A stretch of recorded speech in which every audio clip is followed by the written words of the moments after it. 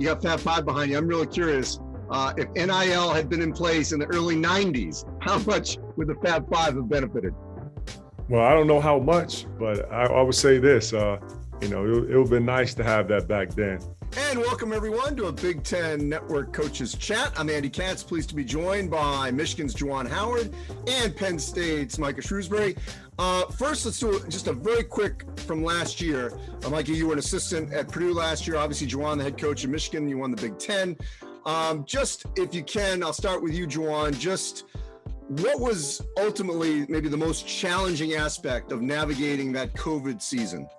Well, the most challenging part was I didn't know. It was our first time for everyone. And, you're trying to figure it all out. You're learning as you go, but you're also asking for direction. And fortunate enough, here at University of Michigan, we had an amazing, athletic department staff who was involved with putting all the proper guidelines in place on teaching us on how we can keep ourselves healthy and safe.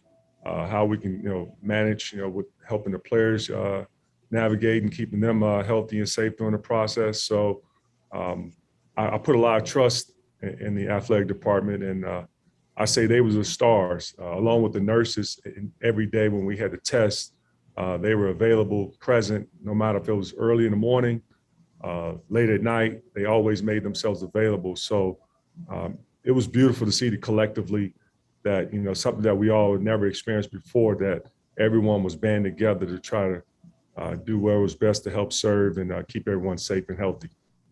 Micah? You know what, Andy, I'd say the same thing. There's no roadmap for what you were supposed to do, and everything was brand new. And, kudos to the players of the Big Ten for really, and players across the country for just doing what they needed to do to make sure they kept themselves safe, they kept their teammates safe, the staff, everybody to, allow us to be able to play games. And, the protocols that the Big Ten had, the testing, the group that we had testing us, whether it was at home or every arena that we went to play in, caps off to them for really making it a successful Big Ten season, and for us to play a strong amount of our games and get through it. So obviously you took over the Penn State program, so it's your first time with these guys. But if you could both answer this summer, I'm just curious, when you were with your players, just how much of a renewed sense of appreciation for just a summer workout was there with your players and your staff after not being able to do it a year ago? Yeah, for me, it was all brand new, and it was fun, and I enjoyed it. Right, like, I'm happy to be here. All right, I'm proud to be the head coach at Penn State, but if not for a guy like Juwan Howard and the success he had at Michigan, I don't get an opportunity to do this. So I'm going to take advantage of that, and every chance we get to get in the gym with our guys, to really help them be better and help our program, just try and compete against these great teams in the Big Ten. Like, we took advantage as much as we could to get in there, a renewed sense of energy and pride. And, we missed last year being able to do that. So now taking advantage as much as we can of being with our guys in the summertime. Well, Andy, I would say this: gratitude. I look back on it, what we dealt with last year, and see where we are today. The beauty of it all is, why I got into coaching was for development, and have an opportunity to get in the gym and work with our guys, see the excitement that's on their face, and see the energy that they're able to display. Looking at some little bit of normalcy of something that we've been used to a long time ago, I would say, because the last year it felt like it was just eternity on if we were ever going to get out of this. But not saying we're out of the woods now, but we're getting close to it. So our players have been excited about just working in the gym, and our staff has been, energized and also grateful for having an opportunity to get in the gym and work with them, and we all grow and learn together. We have a lot of new guys particularly freshmen who didn't go through it last year, but heard some of the stories, and a lot of returning guys to see, like, hey, we're in the gym like how we're used to doing it back then. And it just allowed everyone to really have a sense of new energy and really appreciate, where we are and how we're growing together for the future.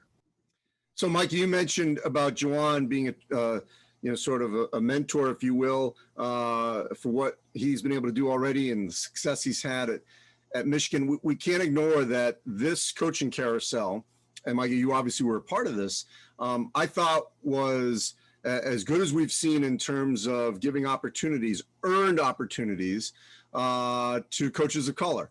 And both of you earned your time as assistants, worked your way up, and got great opportunities. And we see this across the country, that finally athletic directors and hiring and search firms and presidents are seeing, that they need to widen their pool and make quality hires. If you could just both talk to what we saw, this coaching carousel and maybe what we'll see going forward, and not just in college basketball, but obviously both of you are ties to the NBA, and we're seeing it more and more, obviously, at both levels. Mike, you go first. You just went through it.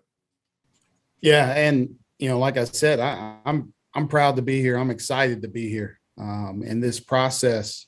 For the success that people have had, and I mentioned Juwan because he came from the NBA, and he was a first-time head coach, and being at a program like Michigan, and then doing what he's done and having the success, it opens the eyes of the people that are making the decisions, right? And now that allows Ben Johnson at Minnesota, both being assistant coaches, to get head coaching jobs at this level.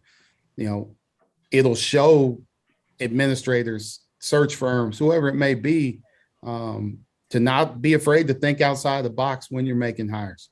It puts the onus on us, though, to continue to do things the right way, continue to keep our teams operating at a high level, to continue that success so the next guy can get an opportunity. And that's what I want to do. I want to represent, Penn State. I want to represent the Big Ten. And I want to try and open up doors for other people to continue to, let's keep this thing going. Let's do it each and every year. Let's think outside the box when we hire, and let's bring some new flavor to the table. Juwan? Well, I would say this, it's flattering to hear, Micah and others have said what they said as far as how, I've helped them get an opportunity. But they have put in the work, man, and it's truly deserving of all the work that they put in. People that look like me and Micah, who have worked so hard, has been a part of, behind the scenes, doing all the grassroots work, and at times, not getting credit for it. But now people starting to see, like, why not? Let's take a chance and see, and let's give them their due. And so when I got hired, my thing was, I've been around basketball my entire life. I'm all about the growth mindset. It's my first time, but more importantly, it's bigger than me. Let's make sure that I can't mess this up. And if you do mess it up, it's not about you. The opportunities that, they're going to be there for others that look like you might not be available. And it's more than just obviously about the color, but, we just truly have to focus on, like, there are opportunities that people that look like me didn't get the chance, that put in so many years, hard-earned years, and not getting the credit for it. But, I think it's great to see that we've evolved into, let's give those who have put in the work the opportunity. And so it's beautiful, man. It really is. It's inspiring to watch a lot of growth. It's inspiring to watch guys like Ben, Micah, and then also Woodson, Coach Woodson, get the opportunity. All right, let's, well, obviously Mike came from the NBA as well. Micah and then Juwan, what did you learn in the NBA that you think you can apply to college basketball? And And Micah, you obviously you're a little different because you went college, NBA, college, and Juwan obviously went NBA to college. Micah, you first. You know what? It's such a players' league, and to be able to, like, you're really looking out for everything that you can to continue to enhance them as players, to grow your program, to help those guys become successful and reach their dreams. Right. So we put in a lot of time on the player development side. Like, that's something that's huge at the NBA level, to make your guys better and continue to make them better. But the things that you can do, the playing style, and you've seen success, a different playing style from the NBA. There's a lot more read and react type stuff when you're playing. And, I watch it. I was an assistant at Purdue, and when I'm scouting, getting ready for games, I'm watching a lot of Michigan games, right? I'm watching a lot of Nebraska, and I'm seeing what Fred Hoiberg's doing. Just things like that. That style of play, being in the NBA for 6 years, it kind of changed my views on how you play offensively and defensively.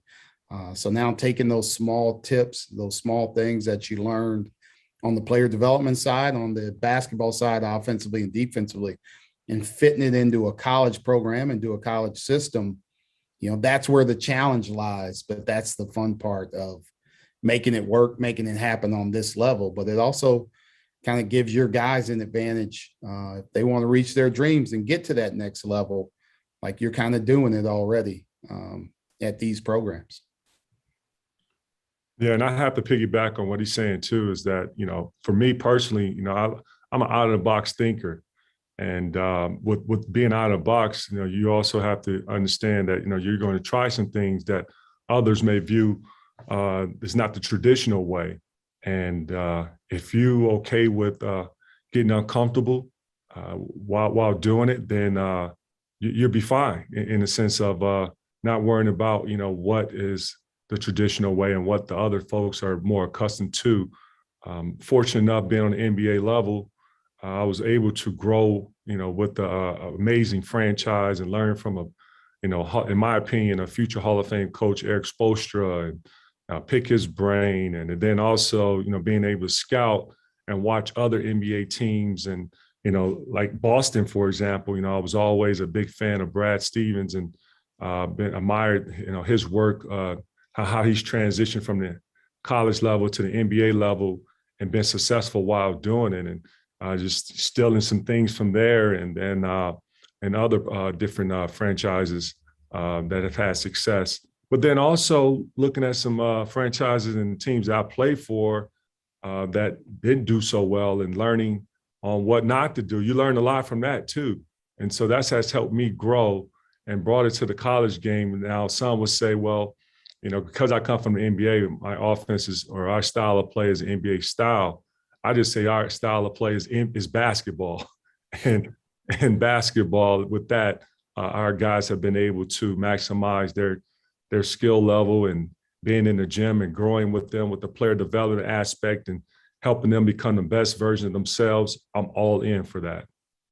So both of you, when you were coaching the NBA, obviously had all-stars on your roster that had other commitments, but they were committed once they were in the gym. How do each one of you, and we'll start with you, Juwan, navigate this new world of name, image, and likeness, especially when you're both at massive brand name schools with a lot of outside interests in Michigan and Penn State? Juwan, we'll start with you. Well, Andy, the name, image, likeness is something too that I'm learning as we go. And there is so many, different things that are being done with the name, image, likeness from different states, from different programs.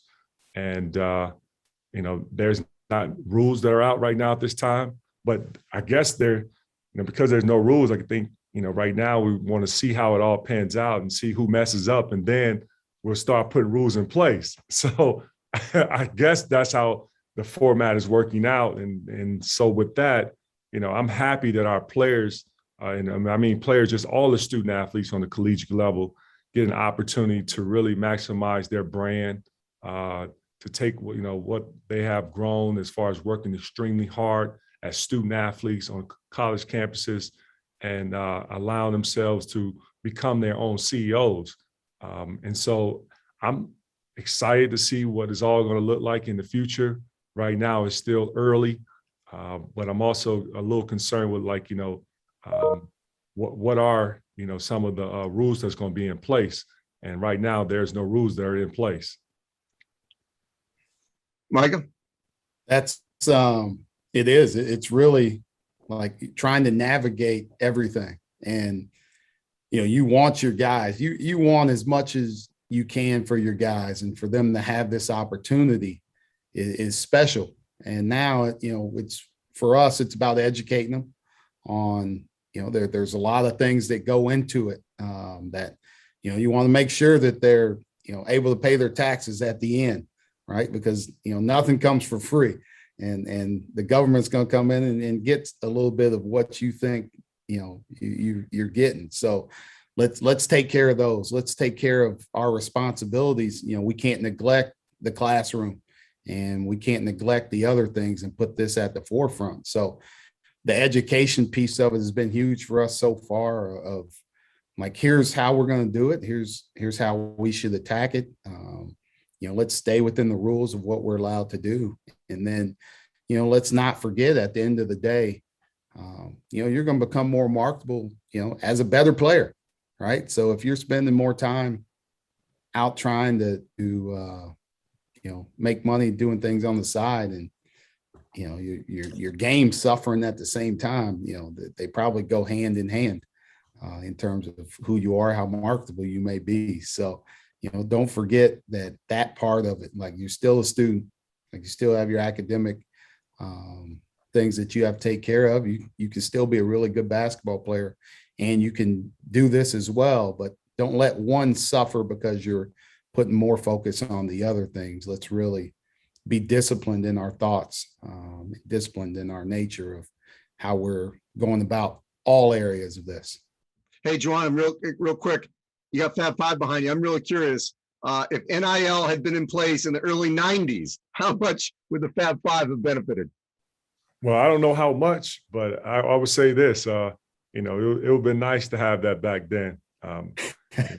Many of my teammates will have an opportunity to be able to have some food and be able to eat a little bit more than what we had back then. There were times I recall where, we'll be scrapping and putting dollars together, man, and just in order for us to afford a pizza. But now with name, image, likeness, we've been able to buy several pies. So all right, last thing, and I appreciate you guys. Big Ten the last 2 years, arguably best it's been in decades in the regular season. You guys got close to the Final Four. Obviously, Michigan did. Postseason overall is a different game. It's single elimination. It's not like a series like in the NBA. But just what has made the league in the regular season such a gauntlet, such a grind, maybe now more than ever, that I firmly believe is going to continue again this season. Micah, and then I'll have you, Juwan, with the last word. When you think about the Big Ten, and it's, for me, coming into this league as a first-time head coach, like, you just think about the talented coaches in this league.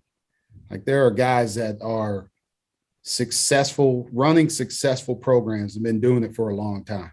And, the guys at the top of this league that have been there, you think about a Coach Painter who I had the opportunity to work for. You see what Tom Izzo's doing, Greg Gard, like, those guys are impressive with the way that they operate their programs and how consistently where they stay. But top to bottom, this league is full of great coaches, but it's also really good players. And you get some guys that, Juwan's had some talented guys come through there. So you get some really young guys and you get some old guys. You got a whole mix in this league where, like, the talent level is high. And, you add that with the coaching, it makes each and every night a grind. And there's not an easy night in this league. And I think it makes you better. It makes you grow. I think it helps your programs grow. And, we get a chance to trumpet, we're the best league in the country. And I'm not bashful in saying that wherever we go. Well, I definitely have to echo the same words as Micah, man. He's absolutely right. When I first started coaching in this league, one of the first things I pointed out was you have great coaches in this league. A guy like Coach Tom Izzo, Matt Painter, Greg Gard, and then also, Fran. Those guys have been at their programs and had so much success. And I look at those coaches and how they've been able to stay consistent. And it tells you about the quality of student athletes that they recruit and the talent level that they have developed, and makes our league so special. And with the talented players that have put in the work and enjoy going to college and being a student on campus and thriving in that weight room and thriving in the gym, it makes every day when you try to lay your head down on a pillow to prepare for a game, you lose so much sleep, just concerned with wow, what, I got Rutgers, then we have Nebraska coming in. I mean, there's so much, from top to bottom. And that being said, it makes it so competitive, and it makes it fun too. I mean, and some say we beat each other up during the conference because it's a physical league. I wouldn't necessarily say it's so physical. I would just say it's just so damn good. And with that, it makes all of us really get back to the drawing board and see how can we get better as a staff, as a coach. How can you get better as a player? It makes you want to work even harder to become the best version of yourself. So you can go out there and you can compete, and then you can prepare yourself for when tournament play happens. And I'm speaking of the NCAA tournament. You can try to go out there and try to win just one game, one game. And so the Big Ten tournament and the Big Ten conference prepares you for the tournament play. And so I'm just so happy that I get an opportunity to be a part of it, and to grow with it. The Big Ten has been thriving ever since the time when I was playing and before that, and it's going to continue to keep thriving because it's a great conference, and we have an excellent, and I repeat, an excellent commissioner who is doing a fantastic job. And I'm speaking of Kevin Warren, who's going to make sure that the Big Ten Conference is one of the best, if not the best, in the country. Well, I appreciate both of you. You guys have been out and about during the fall sports, which is great to see. Your engagement with the entire community. You're both doing a wonderful job on your respective campuses, and I can't wait to actually see everyone in person in a couple of weeks and throughout the course of the season. We know that's going to happen. So take care to both of you. Appreciate it, and we'll talk soon. That'll wrap up this conversation here on the Big Ten Network.